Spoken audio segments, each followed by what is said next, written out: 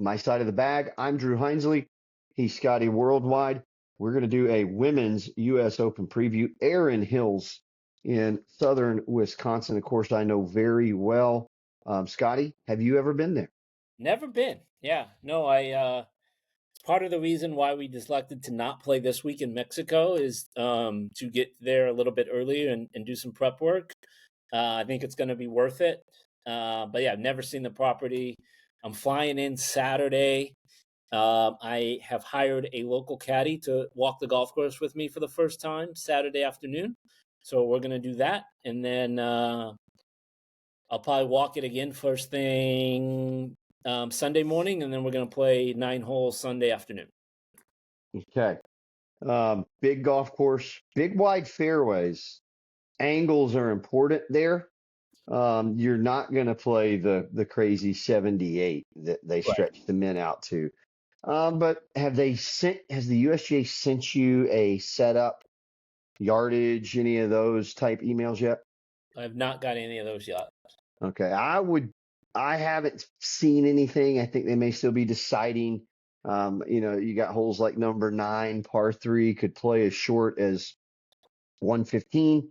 I imagine they could back you guys up to like a back right flag as long as about 175, 180. I don't think they'd ask you to hit much more than that. As much as I would love to see you guys hit 215 in there, I don't think they're going to do that. But I would think you could probably see 6,800. Does that sound about right? That doesn't sound crazy. Yeah, 68, 69. Again, they do have a ton of options. There's 7 tees on every That's hole. what I've heard. I've heard they have a lot of tees. They do. So I think what you'll see, there's a couple of holes. 2 is a short par 4 where you can kind of hit it. There's a huge mound from the tee. It drops high right, low left. And if you send this thing up the right, there's a massive slope that will actually kick you down to the green. There's a bunker just right of the green, which if your tee shot goes in there, you're fine with it, no matter where the hole is. And it's kind of a turtleback green, so it'll run down the fairway. You can really get one close, and I think they could set that up to be almost drivable. And for the players that are willing to get their lines figured out early in the week, they'll know they can take it up the right side there on 2 and have a 35-yard pitch shot to a back right flag. I mean, it can play that short. Same with 15. 15 is a short 4 from the very back tee. It's like super elevated. The tees do drop a little, but it's still a really cool view. There's a bunch of bunkering there, and that's one of those ones you're really going to want to know exactly what 1 or 2 tees they're going to try to send you guys off of, because then you're going to start doing your math in your book. And hopefully the book is set. Hey, this is the tournament tee. Everything's measured from here, because there's a Yeah. lot of elevation change there too. So going from 265 down 13 and doing all that in the heat of battle, you know how frustrating that can get sometimes. So hopefully 15 is going to be a spot you're going to spend a lot of time trying to figure out all the different carries. There's a lot of fairway bunkers. They can make it a drivable 4, and it's kind of the opposite of 2. If you wanted to drive that, you'd hit left corner of the green and let it bounce hard to the right, apron in the front that's going to try to catch your ball and deflect it. But if you can get enough speed going up that front apron, you can get one on the green there. A couple of funky par 5s, a couple of really long par 5s in 18. 14 is a cool par 5. There's kind of a bunker in the middle of the fairway. And I actually think it would be very cool of the USGA if they could set it up where most of the women could choose which side to go on. It's a little more narrow on the left side, but that gives you a much better angle into the Interesting. green, because the fairway swings hard up to the left, kind of on a ridge. And even layups are going to be a little tricky because you don't really have the visual. The fairway's kind of set. It's one of those, it looks like a ribbon where I'm trying to lay it up to. And it's a big wide fairway, but it's at an angle. It's like a 45-degree angle where you're trying to go in relation to the green. So there's going to be some good thinking going on. I'm excited to hear your feedback from the course, because there's a lot of angles involved. Even the par 5 first hole, it's one of those, how much are you willing to chew off? Because it's a hazard that you got to drive over. And so it's like, man, my boss has enough to send it left, but if we don't catch this, we're Yeah. re-teeing right here. And that's a tough way to start your day.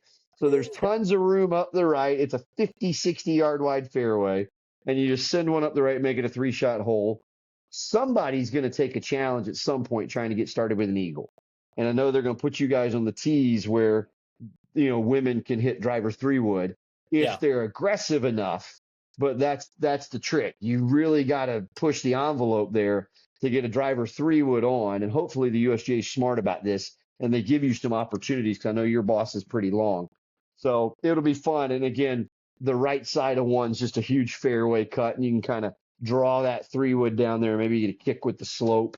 So again, there's a very real chance on one of the days they could set it up for eagle start at Erin Hills, the par five first, a drivable second hole, and then you get into a long run of par fours that are really hard. And Okay. the 12th hole is going to be a cool hole because I would imagine, and they did this for the men in the 2017 U.S. Open, but I imagine they're going to set you on a tee where basically you're completely blind to your fairway. You're going to have to play over this giant mound, and then the mound, it's 25 yards down below the top of the mound is the fairway.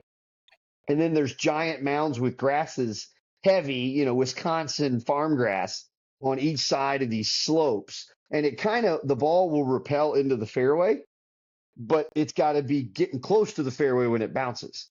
If you Interesting. miss it by a wide margin, you're going to have either a super below your feet lie or a super above your feet lie in grass that's about this high.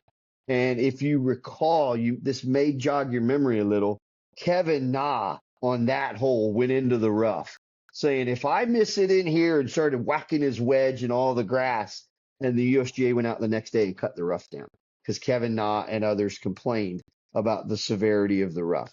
And it was number 12 where that happened. So again, a lot of crazy things out there at Erin Hills. Some wild par threes, a couple of turtleback greens. Number 6 is a par three with a turtleback green. So if you miss it short left or right, it repels off. There's a runoff in the back.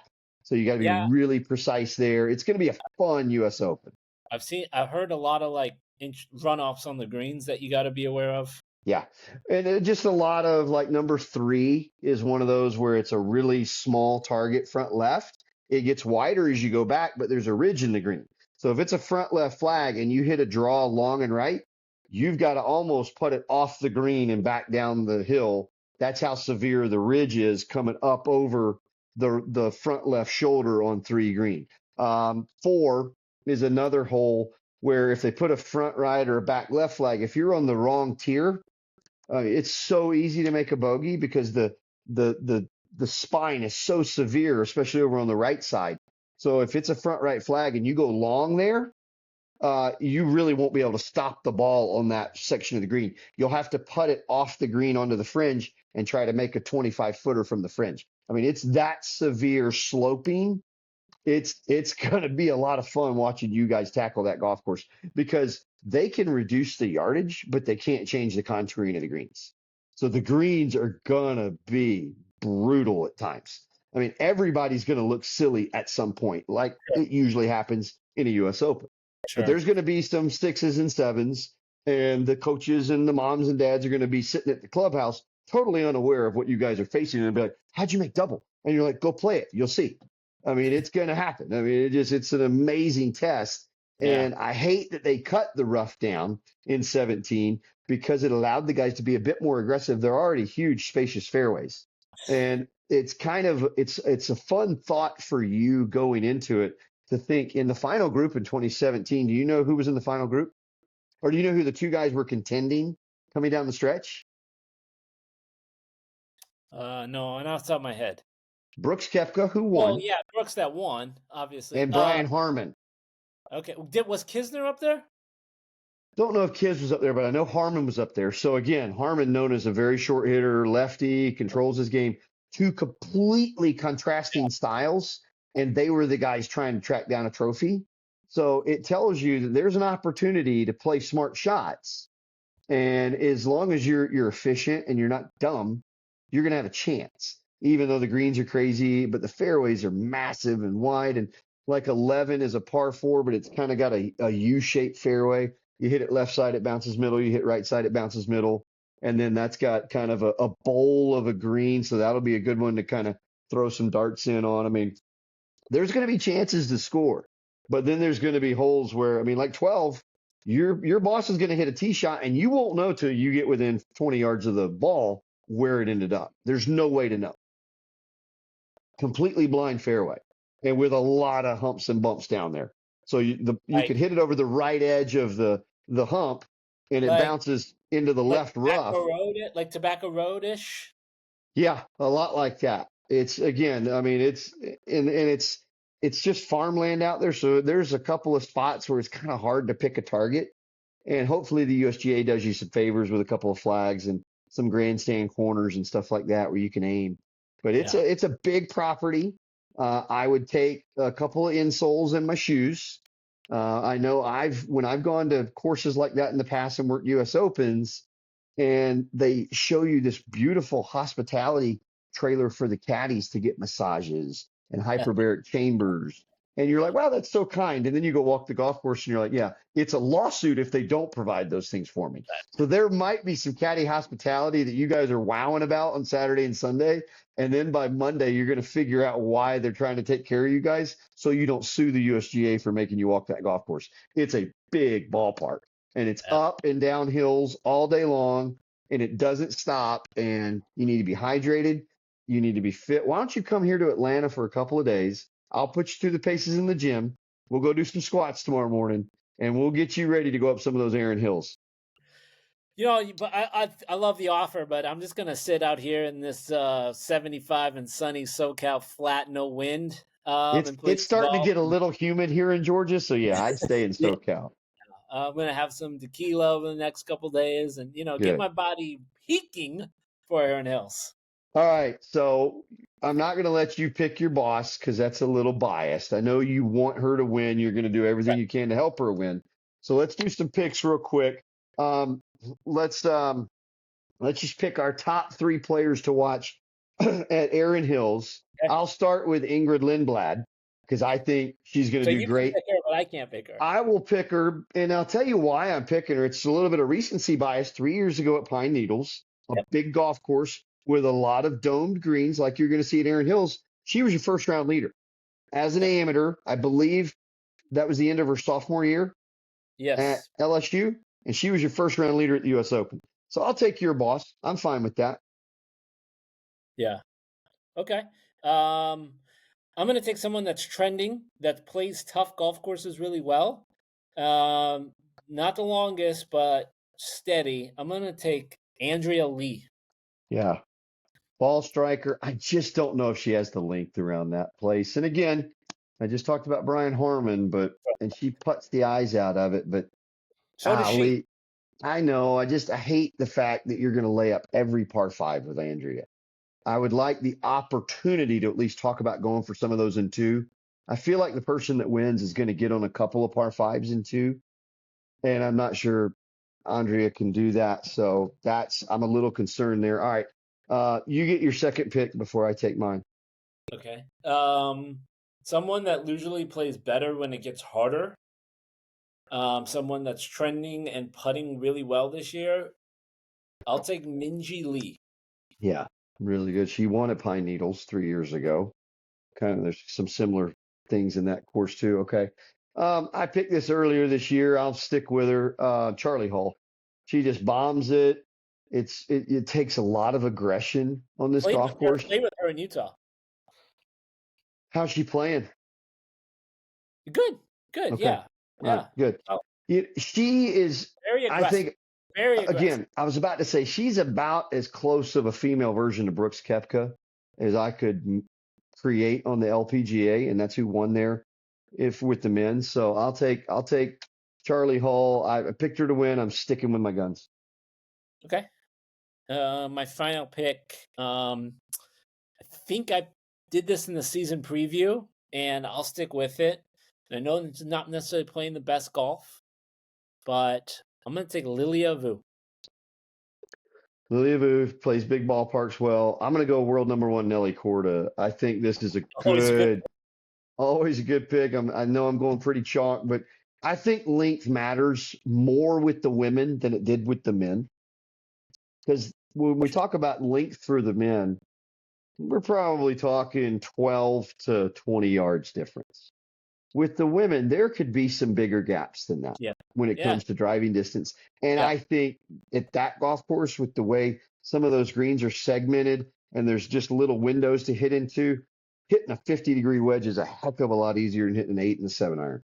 And I think you're going to see that play out on the weekend. I think you'll see the big hitters starting to climb the board. You'll see the Lily Avus, you'll see the Ingrids, you'll see the Charlies, the Nellies. You'll see big hitters starting to really move up the board. And maybe somebody's really dialed with their wedges and they can hang without the length, like Andrea Lee. But I just think the women's length is really going to be important at Erin Hills. Okay. Okay. We took 6 different people. That's fun. Well, I mean, I was trying to pick people that weren't the same as you. So I have a couple more in my head, like maybe Lydia Ko, whose caddy is one of our close friends. So, Yeah. but again, Lydia, I don't think has the length to be a major player there. I just don't. Yeah. That's just my opinion. Knowing the course, and again, if you get any kind of rain, there's so much slope in those fairways. If it's dry, then there's players like Lydia and Andrea could kind of find some of those sideboards, and they're big. It's not like you're trying to find this 5-yard speed slot. There's some 20-yard wide sideboards. Thinking of number 10, you can play it kind of up the left center, and you're going to get 50 on the ground if it's firm. But if it's soft, take that 50 away, and now what you got? You got a hybrid into the green, and it's a thin green with a bunker in front, and you don't want to. You'd have to choose which side of the bunker you want to approach on. But with the 50, you could maybe hit a 9-iron in there. So again, if you get any rain, and it is Wisconsin in June, I expect some. That course is going to play to the long hitters even more. Okay. All right, that's our U.S. Open preview. Give us a follow, give us a listen, like and subscribe, and we will keep giving you the world of golf from my side of the bag.